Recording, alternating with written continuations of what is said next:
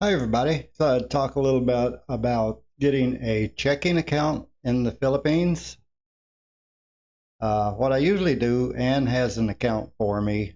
It's in her name. It's a savings account, but I have the passbook, the ATM card, and all that. So we need money. I can pull it out of ATM, or we can go to the bank and use the passbook and get money out that way. But we have been looking at buying her a car. Uh, we've searched around, some areas and found a nice car. It's a repo. It's pretty new, so shouldn't have any issues. But of course, I always want to look at a car before I buy it. And I can get financed. Problem is, they said I have to have a checking account. So I figured, well, wouldn't be bad to have an account in my name. So I looked around local banks. I went to BDO and talked to them, and they said, "Oh, you could open a savings account here, but for a checking account, you have to have a business." And I had went online and filled out, applied online. I knew I'd have to go in. I just figured maybe it'd give me a head start. But they called me the next morning and said, "You need to go into the local branch. Maybe they'll open you a checking account."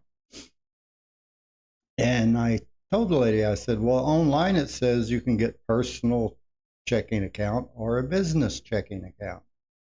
And she said, no, even if it's personal, it's still a business account. You still have to have a business.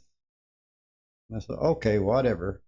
And Ann says her account, she has her own account as well, and it's a savings account. And I asked about her opening an account. Well, does she have a business? No. So that kind of threw the monkey wrench in that. So next we went to PNB, Philippine National Bank, and I know that they have a couple of branches in the United States. So I figured, well, that'd be pretty cool. It might make it easier to transfer my money from there to here. And first they looked at my SRRV card and said, you have to be a permanent resident here. And I said, this is a permanent resident visa. I am a permanent resident here. So lady had never seen an SRRV, didn't know what it was, apparently. And she said, well, do you have a checking account anywhere else here or a bank account? And I had originally said no. But she told me what I could do is open a savings account, and in 6 months I could apply to open a checking account, but may not get approved. And I can save up the money for the car in 6 months probably, and have to pay cash for it. So that really did me no good. And then I remembered, well, I pulled out the passbook. I do have a savings account for my SRRV money in my name, but that's in Manila. There's no branches here. It's Commerce Bank. And she said, still got to have the 6 month savings account first. And she said, you can open a savings account, because another lady looked at my card, and I guess she realized what it was. They looked it up and said, oh, okay, yeah, you can open a savings account because permanent resident. And they offered me, said you can get an ATM savings account or a passbook savings account, where the BDO, the one we have there, we get a passbook and the ATM card. And she said, but it'll take 4 weeks to get the ATM card, which, if I put it in a passbook account, every time I need money, I have to go there to the bank to withdraw the money. The ATM card, if it's more than what you're allowed to pull out of the ATM in a day or whatever, then kind of screwed there. If I need more money than what I can pull out in a day from the ATM. So I said, I'll wait and get when I have the cash to open an account, and then I'll come back. So we left. And I had contacted Toyota dealership originally and talked to them, and the guys, said, got my information. He said, well, we can't give you financing because you have no job. I said, I'm retired. I got a steady guaranteed income coming in every month that's more than enough. He said, doesn't matter. You don't have a job. So that kind of shut that. And I did email Toyota company and said, that's not a very good policy. I got steady income and all that, but because I'm retired and I don't have a job, I can't get financed. I think that's a bad policy. So he sent me a couple of emails and said, who told you that and all that? And I couldn't remember, but it doesn't matter.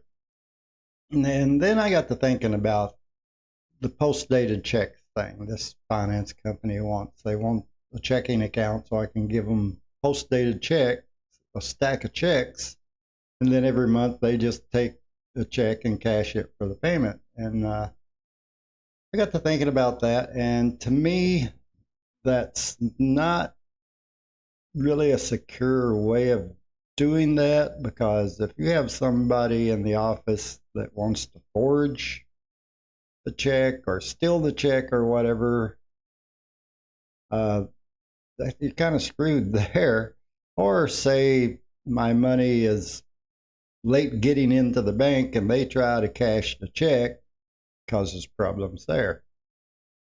So it didn't. I decided I really don't want to do the post-dated check thing. I would just prefer, to make bank-to-bank transfer or whatever that. So we contacted another finance company and said, no, we don't require that. You can do bank-to-bank transfer or whatever. So I got to talk to them tomorrow and see what happens. That the one I was talking about that wanted the post-dated check, they said, well, come in tomorrow. We have a bank here. We'll set you up with they'll set you up with a checking account. No problem. And I said, no, post-dated check, I don't want to do that. And they said, well, that's our only option. I said, well, forget the whole thing then. So I could just save up the money to buy the car, take a few months to do that, or find another finance company that'll do it. But that's the problem with having checking accounts here for Americans or foreigners in the Philippines. You have to have a permanent residency, and it takes you 6 months after you open a savings account to have a checking account. Now, savings accounts, no problem. You can still use that just like, use the ATM, go in, take your money out. It's not locked in. It doesn't mean you can't get to your money. I just transfer my money into that savings account every month and go from there. And apparently can't open a checking account at the bank we do business with. So unless she has a business, and she doesn't, so that kind of limited our options there anyway.